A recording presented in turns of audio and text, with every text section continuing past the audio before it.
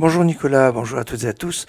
En cette veille du dernier Shabbat de l'année, d'une année de Hakel, du rassemblement, mitzvah mentionné dans la paracha qu'on lira ce Shabbat. Alors, peut-être le moment de réfléchir sur un point très intéressant, puisqu'on dit que la mitzvah de Hakel, c'était de rassembler les hommes, les femmes et les enfants. On dit les hommes pour qu'ils étudient, les femmes pour qu'elles écoutent, et les enfants pour donner du mérite à ceux qui les ont amenés. Alors, il y a quelque chose à réfléchir parce que c'est dans cette paracha où on a la fin des mitzvot. 613e mitzvah, la mitzvah d'écrire un Sefer Torah, se trouve dans la paracha de cette semaine. Et on peut toujours s'étonner de remarquer le nombre de mitzvot. Et puis quand on parle de mitzvot, c'est pas seulement une mitzvot.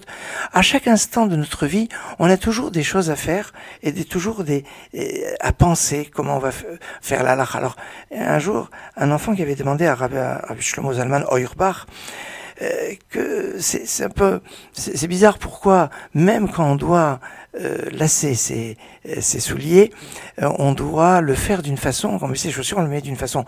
On met d'abord la chaussure droite et après la chaussure gauche, parce qu'on doit toujours donner une priorité à la droite, mais on n'attache pas le lacet du pied droit, mais on attache d'abord le pied gauche et après le pied droit. Pourquoi? Parce que quand on parle d'attacher, l'ikshor, on voit que les téfilines, on les attache à gauche, pour la plupart des gens qui sont droitiers, et donc comme ça s'attache à gauche. Donc quand on parle d'attacher, on donne la préséance à la gauche.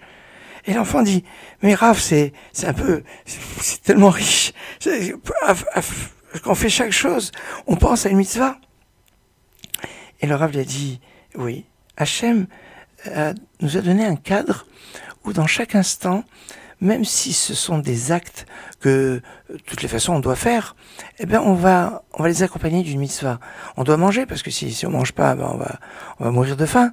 Eh bien, on va avoir des mitzvot avant, des brachot à faire avant, des brachot à faire après, des mitzvot pour savoir qu'est-ce qu'on va manger, comment on va manger, etc. Et même s'il y a des choses naturelles, on va voir le sens de faire une mitzvah qui va accompagner. Et c'est ça, ce qu'on dit à propos de Hakel, de rassemblement. On a dit, on devait rassembler les hommes, les femmes et les enfants. Les hommes pour qu'ils étudient, les femmes pour qu'elles écoutent, et les enfants pour donner un mérite à ceux qui les ont amenés. Non mais attendez, pour donner un mérite pour ceux qui les ont amenés. Mais de toutes les façons, si tous les hommes et toutes les femmes doivent aller écouter le roi qui va lire la Torah, eh ben, ils vont pas laisser les enfants tout seuls. Donc c'est évident qu'ils vont amener les enfants avec eux.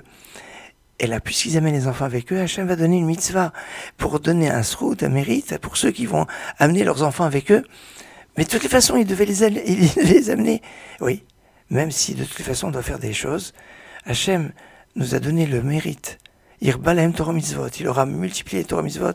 Et c'est parce que il nous aime pour faire que dans chaque instant, dans chaque acte, il y a la possibilité de réaliser une mitzvah. Shabbat Shalom, je vous donne rendez-vous tout à l'heure à 10h30 pour réfléchir sur l'unité, l'importance du collectif, mais qui ne gomme pas l'importance de l'individu, du particulier.